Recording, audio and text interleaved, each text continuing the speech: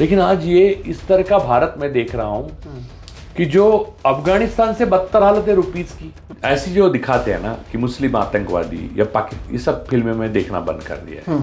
क्यों? हमारा चीन दुश्मन नहीं है, दिखाओ ना फिल्म में, आप ताकत दिखाओ जरा। लद्दाख और अरुणाचल पे उसका आंख है और वो कभी भी कब्जा कर सकता है, ये प्रधानमंत्री ज्यादा दिन रहे तो।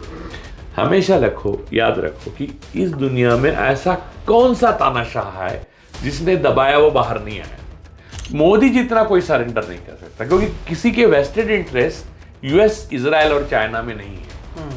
कल सत्ता से उतरते हैं तो एप्स्टीन फाइल, नरवणे की किताब, चीन के साथ इनके संबंध, इजराइल को बेचा देश को, ये सारी चीजें निकलेगी।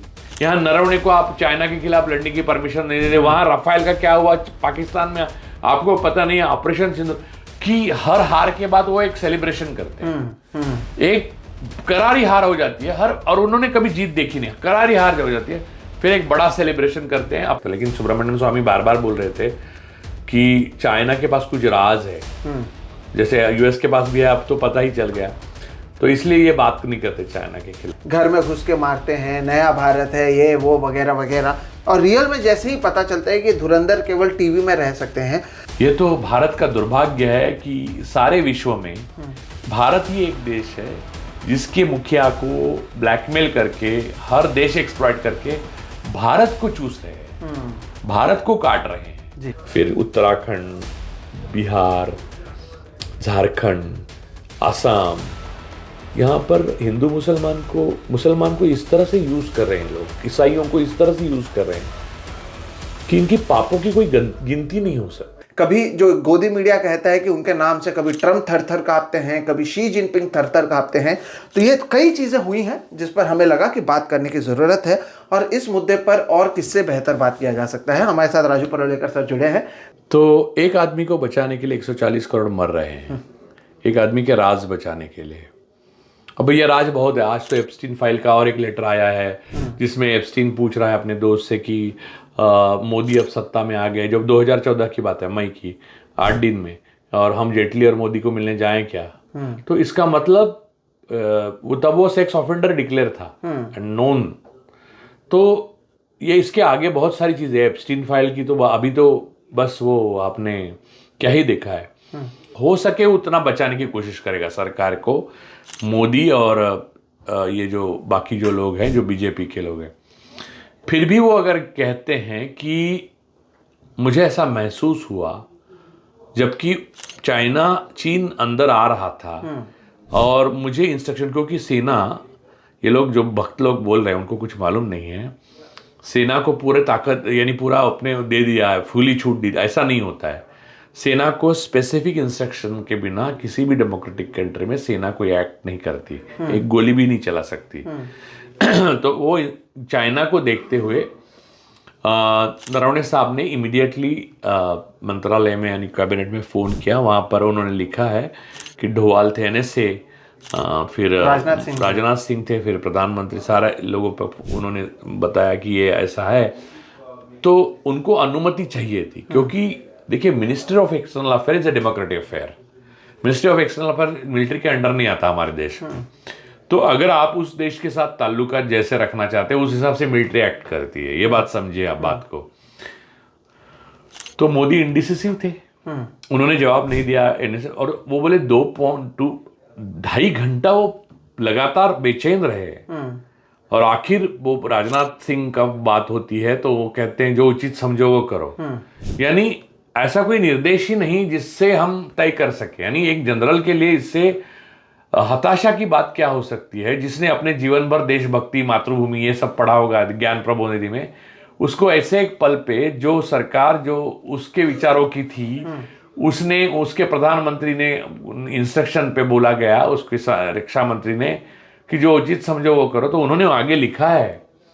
मैंने इतनी हताशा महसूस की कि मुझे उस वक्त पता चला कि मैं कितना अकेला हूं, मेरी पूरी सिस्टम मेरे साथ नहीं है। ये सारी इनकी मोडस ऑपरेंडी है। तो ऐसे में इन्होंने जो एक्सप्रेशन दे रहे हैं जनरल अपनी किताब, तो उन्होंने बोला मेरे, और अब मेरा काम तो हो गया, मैंने प्रकाशक को दे दी है, यानी पेंगुइन को, और मिनिस्ट्री ऑफ डिफेंस ने उनको अटका के रखा है। तो ये सारा किस्सा है इसका जी। तो मोदी स्वाभाविक रूप से चीन पे बात नहीं करना चाहते, चीन के खिलाफ वो कुछ नहीं कर पा रहे हैं, ना यूएस के खिलाफ कुछ कर पाए, ना देखिए भारत के लिए वो कुछ नहीं कर सकेंगे। वो सरेंडर किसी के लिए भी हो सकते हैं क्योंकि उनको कुर्सी चाहिए। सी लिखिए, आज तक जो प्रधानमंत्री हुए हैं, अच्छे बुरे कुछ भी हुए हैं, उन्होंने एक पॉइंट पे जब मौका आया, वक्त आया तो रेसिग्नेशन दे दिया, लेकिन कुर्सी का मोह नहीं रखा, मातृभूमि के लिए अपनी त्याग पत्र दे दिया। ये पहले प्रधानमंत्री है जो मातृभूमि को अपने लिए त्याग पत्र देने पे मजबूर कर रहे हैं। पूरा देश संकट में है इनकी वजह से। यहाँ एप्स्टीन फाइल में इनके कागज, यहाँ क्रोनीज के कागज, यहाँ अनिल अंबानी आपके लिए वो कर रहा है, एप्स्टीन के साथ बात कर रहा है, वहाँ हरदीप पुरी बात कर रहे हैं, यहाँ नरवणे को आप चाइना के खिलाफ लड़ने की परमिशन नहीं दे रहे, वहाँ राफेल का क्या हुआ पाकिस्तान में आपको पता नहीं है, ऑपरेशन सिंदूर। और वो क्या करते मालूम है, सबसे बड़ी बात मुझे यानी आश्चर्य होता है, पूरी आरएसएस ने ये तो यानी आरएसएस एक भयंकर ऑर्गेनाइजेशन है, लेकिन उन्होंने सिखाते वक्त तो ये नहीं सिखाया था कि हर हार के बाद वो एक सेलिब्रेशन करते हैं। एक करारी हार हो जाती है और उन्होंने कभी जीत देखी नहीं, करारी हार हो जाती है, फिर एक बड़ा सेलिब्रेशन करते हैं। हार हुई है, आप अपने चमचों को बुलाएंगे, 300 200 जो भी है, और उनसे हार वार पहनावाएंगे, उनको हार पहनाएंगे और बस खुश हो रहेंगे। और सारा मीडिया आपने गुलाम बना के रखा है, वो अरुण पुरी, कलीपुरी, वो सब जाएंगे एक दिन, लेकिन वो जाएंगे तो मैं नहीं चाहता कि ऐसे किसी पर वो आए, क्योंकि जो मजे किए हैं उन्होंने उसका कॉन्सिक्वेंसेस भी है। पाकिस्तान का चीन को समर्थन था, अगर मैं गोली चलाता और वॉर हो जाता तो क्या मेरे सैनिकों के पास एसेंशियल सप्लाईज आते नहीं आते, बहुत सारे फैसले उन्हें लेने थे। 20 सैनिकों का जो वो वहां पर हो गया जी शहादत, उसके बारे में अनसंग अनऑनर्ड गए हैं, वो अनसंग अनऑनर्ड, क्योंकि प्रधानमंत्री ने ऑन रिकॉर्ड कहा ना कोई करना ही नहीं चाहते थे। हाँ, ना कोई घुसा है ना कोई आया है, जबकि यहाँ पर और चाइनीज मीडिया ने उसको खूब चलाया। और जो मैं पहले विश्वास नहीं रखता था, ऐसी जो कॉन्स्पिरेसी थियरीज है मैं ज्यादा विश्वास नहीं रखता, लेकिन सुब्रमण्यम स्वामी बार बार बोल रहे थे कि चाइना के पास कुछ राज है, जैसे यूएस के पास भी है, अब तो पता ही चल गया, तो इसलिए ये बात नहीं करते चाइना के खिलाफ कि हर हार के बाद वो एक सेलिब्रेशन करते हैं। एक करारी हार हो जाती है और उन्होंने कभी जीत देखी नहीं, करारी हार हो जाती है, फिर एक बड़ा सेलिब्रेशन करते हैं, कुछ ना करते हुए अपने राज छुपाने के लिए दुनिया के सामने सरेंडर हो जाए। आप देखिए अमेरिका के सामने ऐसे हमने जो किया है उसमें हमारा पूरी तरह से बर्बादी हो जाएगी हमारे कृषि क्षेत्र की। हमारे लिए 18% टैरिफ और अमेरिका को हम 0% टैरिफ। अब ये बोलेंगे हम मानते नहीं हैं, हम क्या मानते नहीं हैं यार, वहाँ पर सारे विदेश मंत्री, खुद ट्रम्प साहब ने बोला है, और ट्रम्प साहब ने जब ये ट्वीट डाला तो मोदी कह सकते थे। और ट्वीट भी देखिए, ट्रम्प साहब ने जो ट्वीट डाला है हमारे लिए वो, और उन्होंने अन्य देशों के लिए जो ट्वीट्स डाले उसमें भावना का फर्क देखिए, टोन का फर्क है। टोन जो है वो बाकी देशों में रिस्पेक्ट का है और हमारे लिए कोई रिस्पेक्ट नहीं, उन्होंने ऐसे ऐसे लिया है हम। भारत एक ताकत था साउथ एशिया का, और भारत में नाम से लेके हर मूवमेंट में भारत ऐसा आगे था और ऐसा ताकत था। पाकिस्तान तो हमारे सामने कुछ नहीं था, हम चाइना से बराबरी कर रहे थे आखिर तक मनमोहन की सरकार के। लेकिन आज ये इस तरह का भारत मैं देख रहा हूं कि जो अफगानिस्तान से बदतर हालत है रुपीस की। हमारा देश अंदर से और बाहर से पूरी तरह से खोखला बन चुका है, और वो सिर्फ एक आदमी के राज छिपाने के लिए हो रहा है। चाइना से तो है, मैं इसी पे आ रहा था, चाइना के ही शब्द पर आ रहा था। पाकिस्तान शब्द आते ही, क्योंकि प्रधानमंत्री ने राज्यसभा में गुरुवार के दिन बात की, हमने पाकिस्तान में ये किया, हमने वो किया, कांग्रेस ने कुछ नहीं किया, गरीबी बढ़ाई, कई सारी चीज़ें बोली। चीन आते ही प्रधानमंत्री चुप बैठ जाते हैं। चाइना पर ही जब राहुल गांधी बात करना चाह रहे थे, अगर प्रधानमंत्री संसद में खुद तो भाषण देते नहीं हैं लोकसभा में, और राहुल गांधी को भी एक के बाद एक 3-4 दिन बोलने से रोका जाता है, कभी ओम बिरला, नेता विपक्ष को रोका जाता है। फिर रील में जिस तरह से इन्होंने बना दिया है, घर में घुस के मारते हैं, नया भारत है, ये वो वगैरह वगैरह, और रियल में जैसे ही पता चलता है कि धुरंधर केवल टीवी में रह सकते हैं। चीन के सामने आपको, चीन यहाँ पर हमारे ऊपर हमला करके आया, लद्दाख और अरुणाचल पे उसका आंख है और वो कभी भी कब्जा कर सकता है, ये प्रधानमंत्री ज्यादा दिन रहे तो। चाइना की communist, original Maoist communist party को बुलाया, उनके साथ भाजपा ने मीटिंग की, आरएसएस के कार्यालय में जाकर आरएसएस ने मीटिंग की। उनको तो अच्छा ही है, आप जमीन भी दे रहे हो, जंगल भी दे रहे हो, आप रिसोर्सेज भी दे रहे हो, आपका एक बहुत अच्छा राज्य भी दे रहे हो, वो गांव भी बदल रहे हैं, वहां से बस्तियां भी कर रहे हैं, और ऊपर से आपकी जो सत्ता में पार्टी है उसके साथ पार्टियां भी कर रहे हैं। तो इसका मतलब ये है कि जो उनको मिले, बीजेपी, आरएसएस और ये लोग, वो सारे देशद्रोही है। क्योंकि आप दुश्मन देश के साथ नहीं बैठना चाहिए। जब तक ये मामला सुलझ नहीं जाता तब तक तो दुश्मन है। सही बात है। मीडिया का और फिल्म्स का और बाकी चीजों के थ्रू प्रोपेगेंडा फैलाया जा रहा था, उसको एक तरीके से पर्दाफाश किया और एक्सपोज किया उनके ओर से। नहीं, मीडिया प्रोपेगेंडा तो बकवास ही है, वो बात अलग ही है। लेकिन राहुल गांधी के बारे में दो बातें हैं।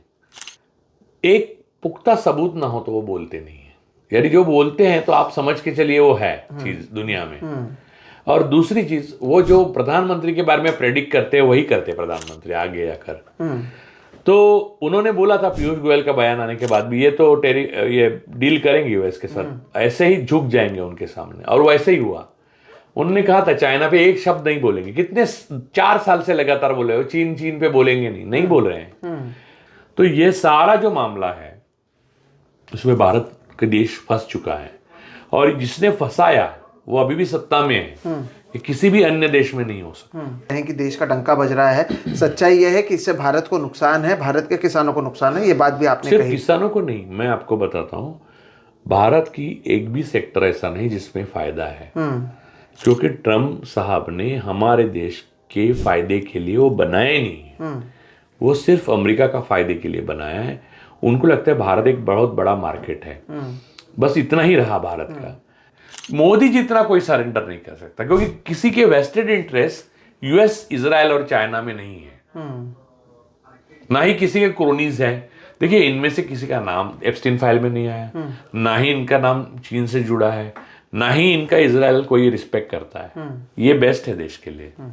और वही लोग जाकर इनको वोट देते हैं, फिर ये हिंदू मुस्लिम करने लग जाते हैं। नहीं, इनको वोट ज्ञानेश गुप्ता देते हैं। इनको वोट लोग कहाँ देते हैं? उनको वोटिंग हुई तो लोकसभा में उनको बहुमत किधर मिला? क्या बात कर रहे हो? वो मरमर के ज्ञानेश गुप्ता और राजीव कुमार की मदद से भी उनको 240, वो भी झूठे हैं नंबर, आंकड़ा, हार चुके हैं वो लोकसभा। लोग वोट नहीं देते इनको लोगों की वोट्स की परवाह नहीं है, क्योंकि चुनाव आयोग को इन्होंने पूरी तरह से हाईजैक कर लिया है। चुनाव आयोग को हाईजैक इसलिए करना पड़ा क्योंकि इनकी नीतियां थी, वो लोकप्रियता नहीं पा सकती, ये उनको पता चल गया। यही तो प्रॉब्लम है उनकी। अगर मैं लोकप्रिय हूं और लोगों के लिए मैं काम कर रहा हूं और लोकप्रियता के रथ पे सवार हूं, तो मुझे चुनाव आयोग का क्यों हाईजैक करना पड़ा? हाँ। क्या वो जैसे चुनाव होंगे मैं जीत के आऊंगा? नेहरू ने चुनाव आयोग थोड़ी हाईजैक किया था। इंदिरा ने जब भी हार मानी तो हार मानी। तो चुनाव आयोग हाईजैक नहीं किया किसी प्रधानमंत्री ने इनकी तरह, क्योंकि इनको जरूरत थी सत्ता की, सर्वाइवल के लिए। कल सत्ता से उतरते हैं तो एप्स्टीन फाइल, नरवणे की किताब, चीन के साथ इनके संबंध, इजराइल को बेचा देश को, ये सारी चीजें निकलेगी। और ये निकलेगी तो ये तो ट्रेजन है, ये तो देशद्रोह है। तो ये और इनके साथ जितने सारे जो मंडली जमा हुई हैं, वो सारे लोगों का क्या असर होगा?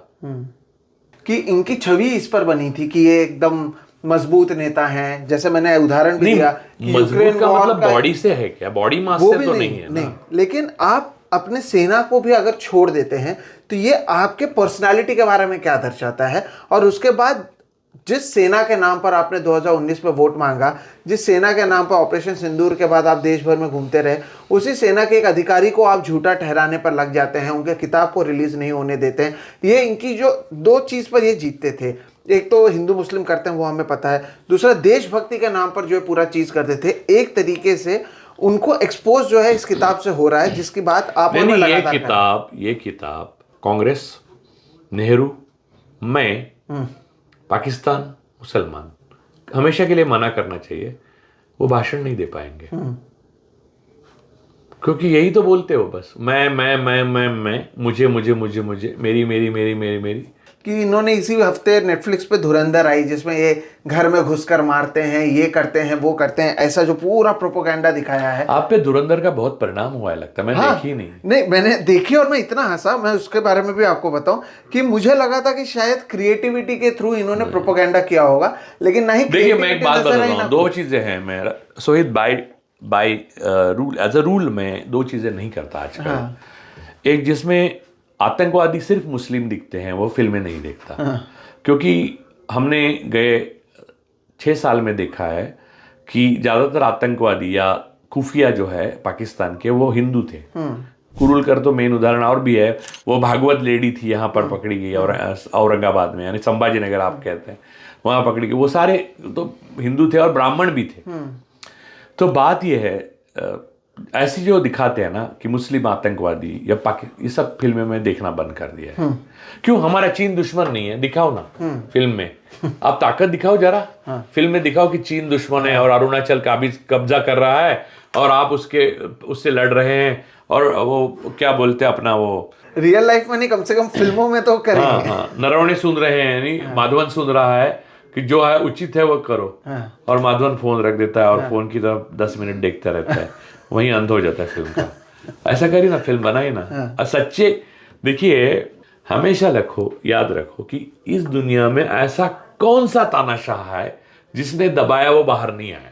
फिर उत्तराखंड, बिहार, झारखंड, आसाम, यहाँ पर हिंदू मुसलमान को इस तरह से यूज कर रहे हैं लोग, ईसाइयों को इस तरह से यूज कर रहे हैं कि इनकी पापों की कोई गिनती नहीं हो सकती। यार, इंसान के साथ ऐसा बिहेवियर कोई करता है क्या? प्रधानमंत्री की छवि क्या इस देश के ऊपर है? क्योंकि अब भी ऐसा लग रहा है। ऐसा कुछ नहीं है, ये ऐसा कुछ नहीं है। ये सब जो उनके किराए के जो लोग हैं वो लोग बना रहे हैं, वो सब बकवास है। ये सब लोग जानते हैं, लोग बोलते भी हैं। आप कहीं भी देखिए सोशल मीडिया रील पे लोग दबा कर बोलते हैं, ऐसा कुछ भी नहीं है। ठीक, अब मेरा आखिरी सवाल आपसे ये है सर कि इसके आगे आप क्या देखते हैं? क्या और भी जानकारियां सामने आएंगी जो ये एक्सपोज हो रहे हैं, जिस पर हम लगातार बातचीत? बहुत आएगा। इन्होंने जो किया है ना, उसकी कोई सीमा नहीं है। राफेल का मैटर, और भी आएंगे चीज़ें। अब अनिल अंबानी साहब के बारे में आप तो लोग लिख रहे हैं, आप एप्स्टीन फाइल में भी जो आए हैं उसके कई अलग अलग मीनिंग हैं, अर्थ हैं, वो सब सामने आएंगे। उसके दूसरे पहलू हैं, वो भी सामने आएंगे। और हर चीज़ को पिरोने वाली एक ही शख्सियत है, भारत के प्रधानमंत्री। और तानाशाह होने के बावजूद ये तो मानना पड़ेगा वो अपने देश की रक्षा के वो कोताही नहीं बरत रहे हैं, या उनके राज को एक्सप्लॉइट करके कोई उनको ब्लैकमेल नहीं कर पा रहा है। ये तो भारत का दुर्भाग्य है कि सारे विश्व में भारत ही एक देश है जिसके मुखिया को ब्लैकमेल करके, हर देश एक्सप्लॉइट करके भारत को चूस रहे हैं, भारत को काट रहे हैं।